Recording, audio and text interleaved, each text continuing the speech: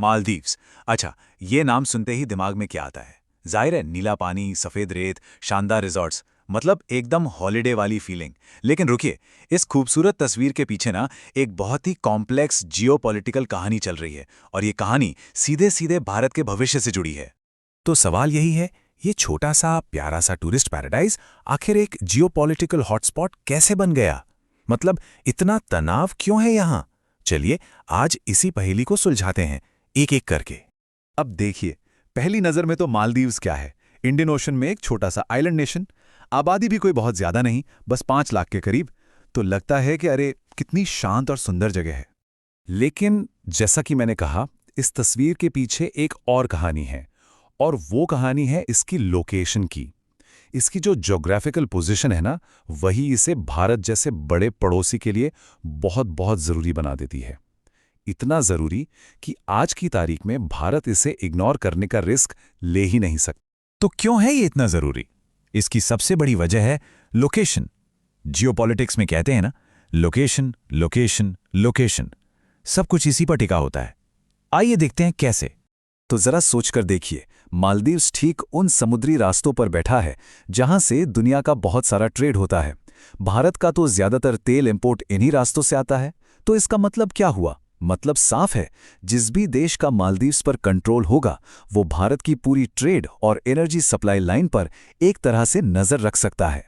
और ठीक यहीं पर इस पूरी कहानी में एक नए और बहुत पावरफुल प्लेयर की एंट्री होती है, और वो है चीन। पिछले कुछ सालों से हम देख रहे हैं कि चीन इंडियन ओशन में अपनी मौजूदगी को कितनी तेजी से बढ़ा रहा है। चीन ने मालदीव्स में इन्वेस्ट भी खूब किया है। बड़े बड़े ब्रिज बनाए हैं, पोर्ट्स बनाए हैं, हजारों घरों वाले हाउसिंग प्रोजेक्ट्स खड़े कर दिए हैं। और ये सब हो रहा है डेवलपमेंट के नाम पर। और जाहिर है, ये सब जमीन पर दिखता भी है। लेकिन इस बढ़ते इन्फ्लुएंस और इन्वेस्टमेंट के साथ एक बहुत बड़ा रिस्क भी आता है। एक ऐसा खतरा जिसे आज दुनिया के कई देश महसूस कर रहे हैं। इसे कहते हैं डेट डिपेंडेंसी, या आसान भाषा में कहें तो कर्ज का जाल। होता क्या है कि जब कोई छोटा देश किसी बड़े देश से इतना ज़्यादा लोन ले लेता है कि वो उसे चुका ही नहीं पाता, तो फिर लोन देने वाला देश उस पर अपनी शर्तें थोपने लगता है। ये एक तरह का इकोनॉमिक ट्रैप है, जिसका इस्तेमाल फिर पॉलिटिकल और स्ट्रेटेजिक फायदे के लिए किया जाता है। और बात सिर्फ कर्ज की नहीं है, चीन की कुछ और एक्टिविटीज़ भी हैं जो चिंता बढ़ाती हैं। जैसे कि मालदीव के पास चीन के सो कॉल्ड रिसर्च शिप्स देखे गए हैं। अब कहने को तो ये रिसर्च के लिए हैं, लेकिन कई एक्सपर्ट्स का मानना है कि इनका असली काम मिलिट्री इंटेलिजेंस जुटाना हो सकता है। अब इस पूरी सिचुएशन को और भी कॉम्प्लिकेटेड बना देता है मालदीव का अपना इंटरनल पॉलिटिकल शिफ्ट। हाल ही में जो चुनाव हुए हैं ना, उन्होंने वहां की फॉरेन पॉलिसी की पूरी दिशा ही पलट दी है। और इस बदलाव का चेहरा क्या है? एक नारा, इंडिया आउट। जी हां, पिछले कुछ वक्त से यही नारा मालदीव की पॉलिटिक्स के सेंटर में रहा है, और इसका असर अब जमीन पर साफ साफ दिखने लगा है। इसी नारे के दम पर जो नई सरकार चुनकर आई, उसने आते ही पहला काम क्या किया? भारत से कहा कि वो अपने सभी मिलिट्री पर्सनल को वापस बुला ले। ध्यान रहे, ये सैनिक वहां दशकों से थे, ह्यूमैनिटेरियन एड और सर्वेलियंस जैसे कामों के लिए। तो ये एक बहुत बड़ा पॉलिटिकल पिवट है।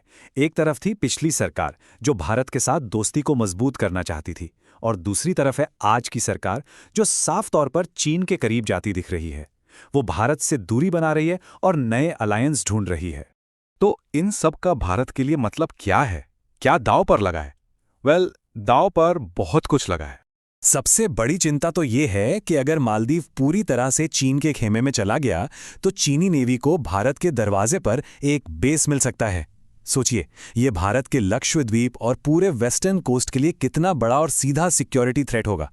इसके अलावा इंडियन ओशन में भारत की जो एक पारंपरिक भूमिका रही है नेट सिक्योरिटी प्रोवाइडर की, मतलब पूरे इलाके में सिक्योरिटी और स्टेबिलिटी बनाए रखने वाले की, वो भी कमजोर पड़ जाएगी। और देखिए, इस टेंशन का असर सिर्फ सिक्योरिटी तक ही नहीं रहता, इसका एक डोमिनो इफेक्ट होता है। बात पॉलिटिकल झगड़े से शुरू होती है, फिर टूरिज्म और एयरलाइंस पर असर पड़ता है, और आखिर में जाकर ये सॉफ्ट पावर को भी नुकसान पहुंचाता है। ये आंकड़ा देखिए जरा। इस टेंशन से ठीक पहले तक मालदीव जाने वाले टूरिस्ट्स में सबसे ज्यादा कौन थे? भारतीय, नंबर 1 पर। यह दिखाता है कि दोनों देशों के बीच सिर्फ सरकार का नहीं, बल्कि लोगों का भी कितना गहरा कनेक्शन था। और आज वही कनेक्शन खतरे में है। तो मालदीव भले ही साइज में छोटा हो, लेकिन जैसा कि इस पूरे मामले को समझने वाले बताते हैं, स्ट्रेटेजिकली ये इंडियन ओशन के बड़े पजल का एक बहुत ही अहम टुकड़ा है।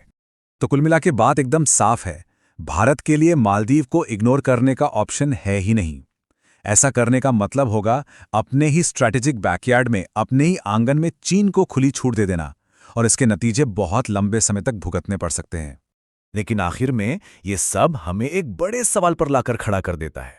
ये जो बड़ी ताकतों का ग्रेट गेम चल रहा है, इसमें मालदीव जैसे छोटे देशों के पास क्या सच में अपनी आज़ाद फॉरेन पॉलिसी चुनने का ऑप्शन होता है, या फिर वो हमेशा बड़ी ताकतों के बीच पिसने के लिए मजबूर हैं? ये एक ऐसा सवाल है जिस पर सोचना बहुत ज़रूरी है।